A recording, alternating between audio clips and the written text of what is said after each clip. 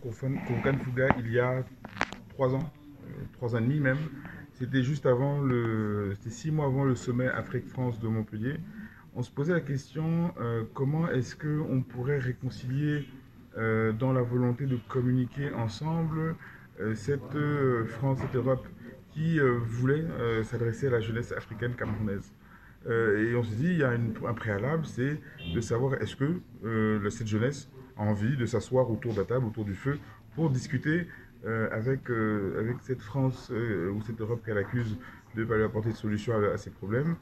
Et donc, il fallait, on a trouvé qu'il était bon de faire un dialogue. Kouroukan Fouga, c'est une référence à l'Empire mandingue.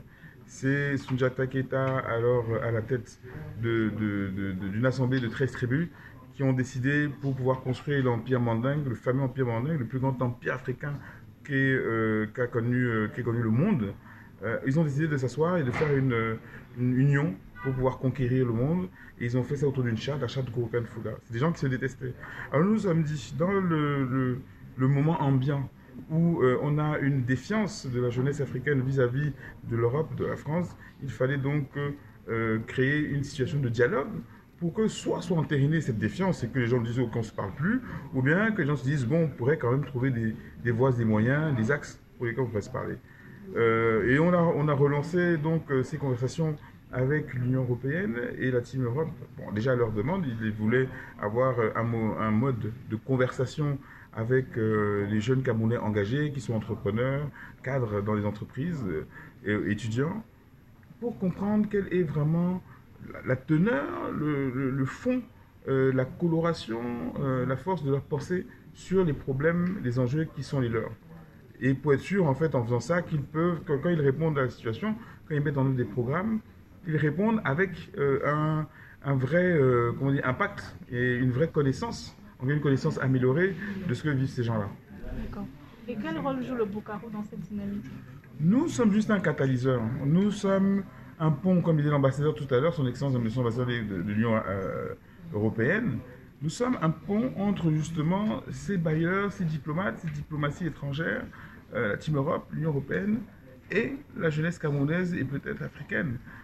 Nous avons la capacité de s'exprimer ici et là parce que depuis une dizaine d'années nous existons, nous avons démontré, en tout cas Bukavu a démontré son travail sur le terrain, son engagement, sa vraie passion, une passion réelle, profonde pour l'humain.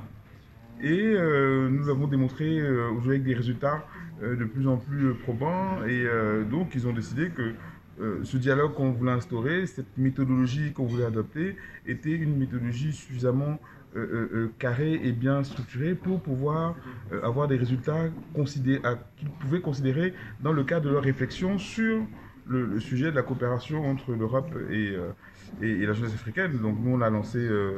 on est vraiment juste un intermédiaire et on espère que cette relation-là va porter ses fruits pour le bénéfice de nos compatriotes. D'accord. Et quels seront les premiers jalons après cet événement?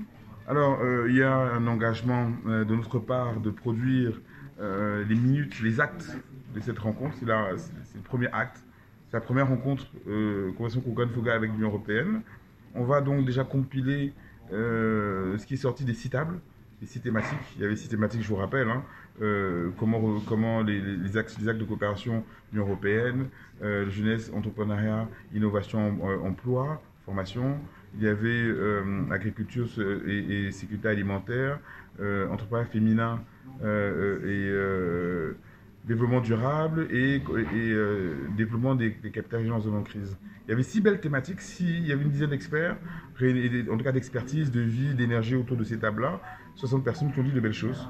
Des recommandations sont sorties, il faut les compiler, faire un rapport et se servir de ce rapport-là comme un levier pour avoir une discussion fournie, continue avec les acteurs qui étaient là, que ce soit d'ailleurs l'Union européenne, mais aussi les ministères qui ont bien voulu envoyer quelqu'un de haut niveau les représenter comme le MINEPAT ou le MIMESA. D'accord. Merci, monsieur Jean-Baptiste. On est content de vous avoir. Merci.